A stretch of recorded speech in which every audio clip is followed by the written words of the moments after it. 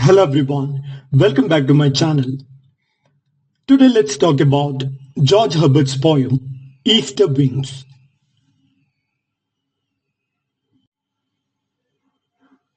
Easter Wings, 1633.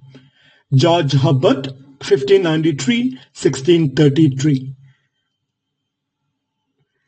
Easter Wings is a shaped poem, also known as a pattern poem, designed to visually represent the theme of fall and redemption, resembling wings in flight when printed correctly.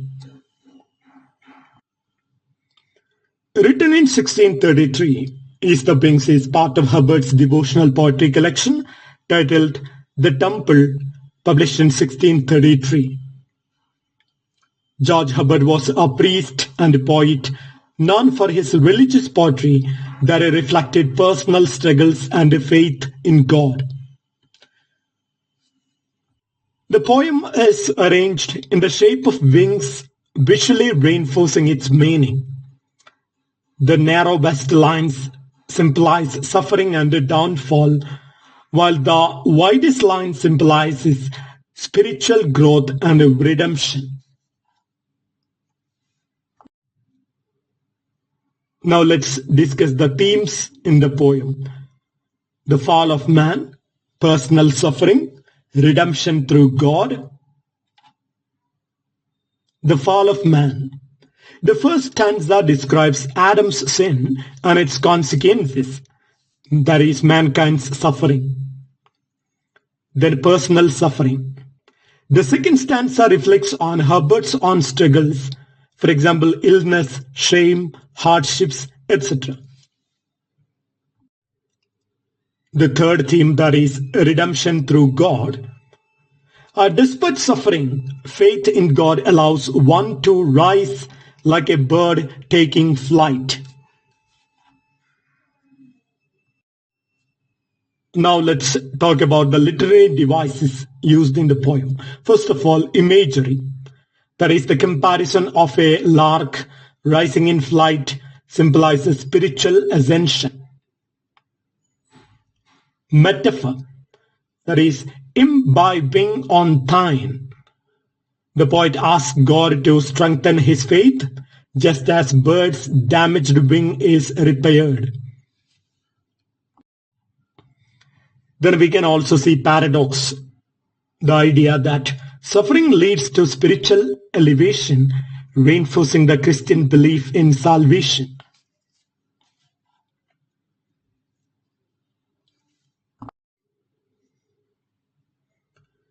Now the poem's significance in the category of metaphysical poetry.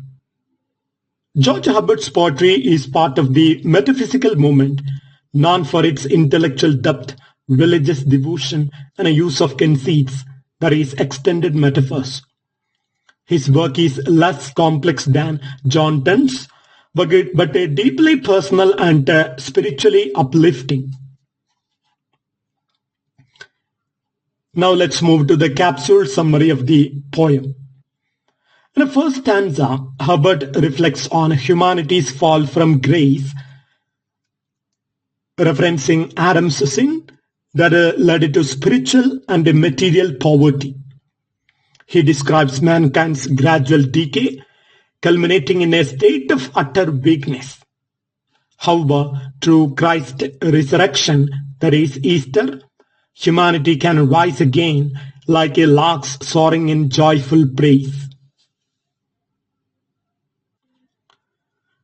The second stanza shifts to Herbert's personal struggles.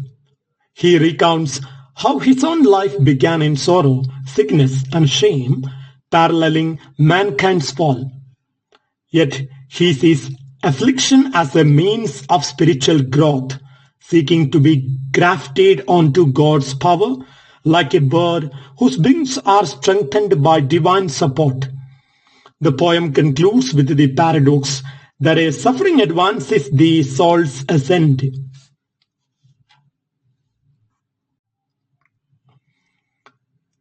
Through metaphysical conceits, paradoxes, and a biblical symbolism, George Herbert conveys the Christian belief that a trials refine faith and a true elevation comes only through humility and a dependence on God's grace.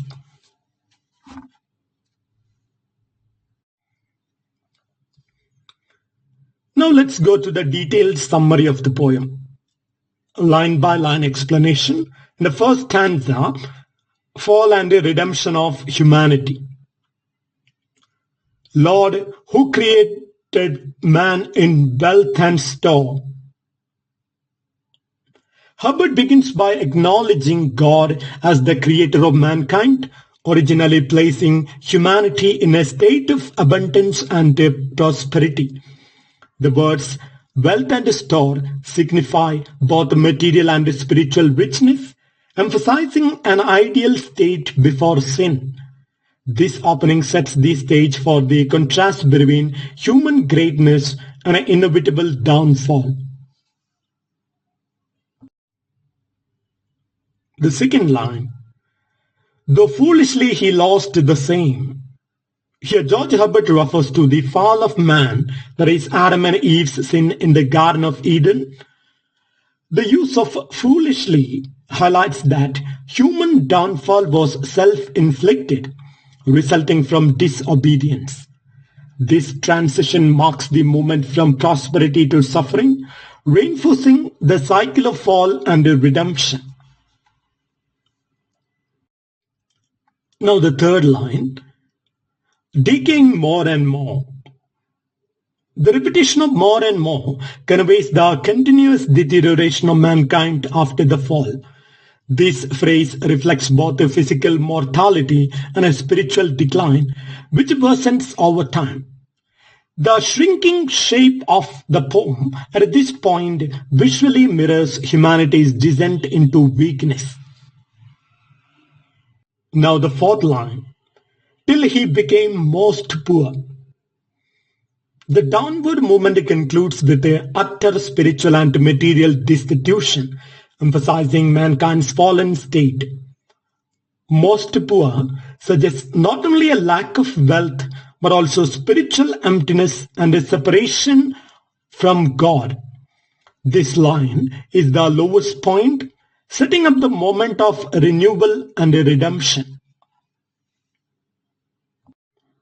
Now the fifth line, with thee, O let me rise. A turning point occurs as the speaker seeks to rise with God's help after the fall.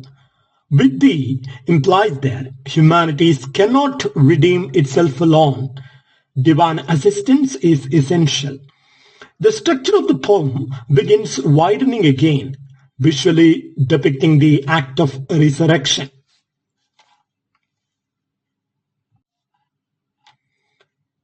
Now the sixth line, as larks harmoniously.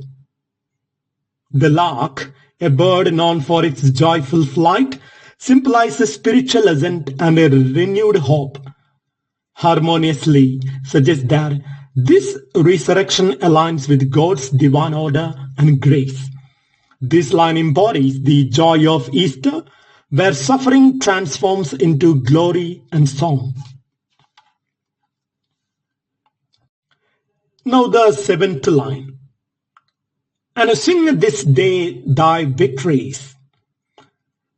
Singing is an act of praise and a celebration, marking Christ's resurrection as the ultimate victory over death and sin. Thy victories refers to both Christ's triumph over the grave and a personal salvation of the speaker.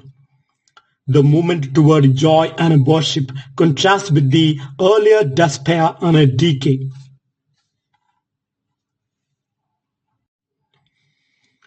Now moving on to the second stanza, which is basically themed personal fall and redemption. Line 8, that is, then shall the fall further the flight in me. This paradoxical statement suggests that falling into sin and suffering ultimately leads to a greater ascent towards God.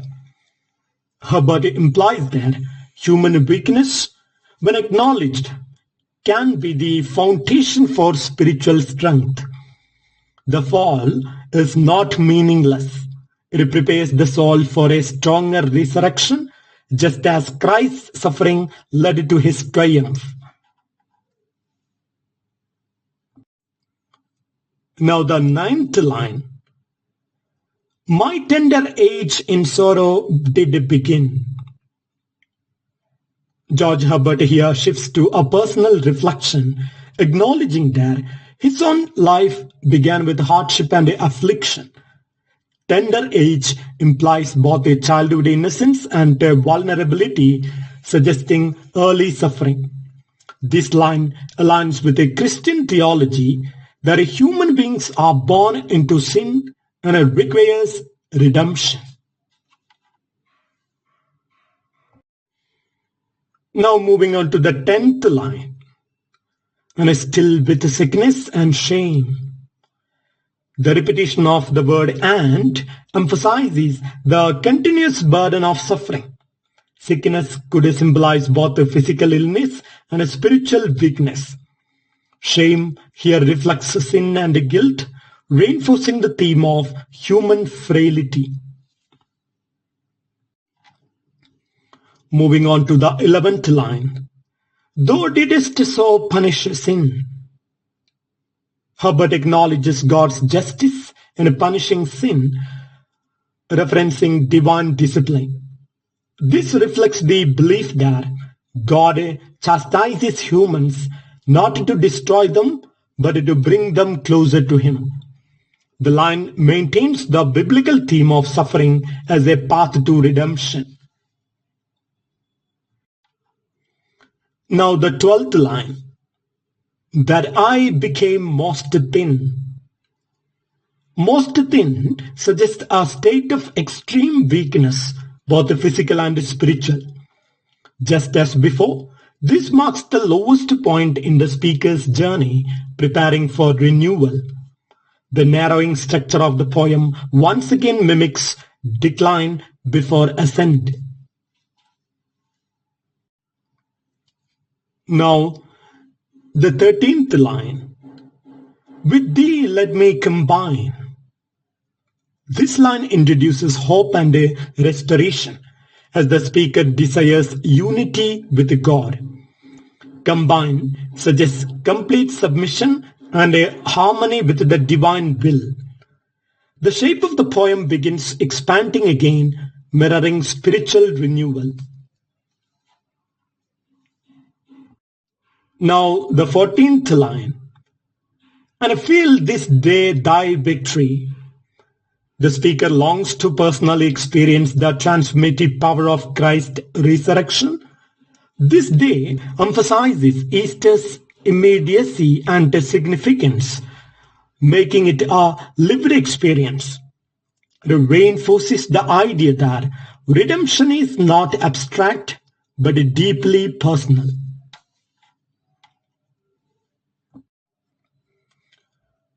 Now moving on to the 15th line. For if I imp my wing on thine. Imp refers to a falconry term meaning to repair a broken wing by grafting new feathers onto it. Herbert suggests that his own strength is insufficient, and only by attaching himself to God's power can he truly rise. This line beautifully illustrates divine grace enabling human transformation. Now the 16th line. Affliction shall advance the flight in me. The final paradox states that affliction itself is the means to greater spiritual elevation.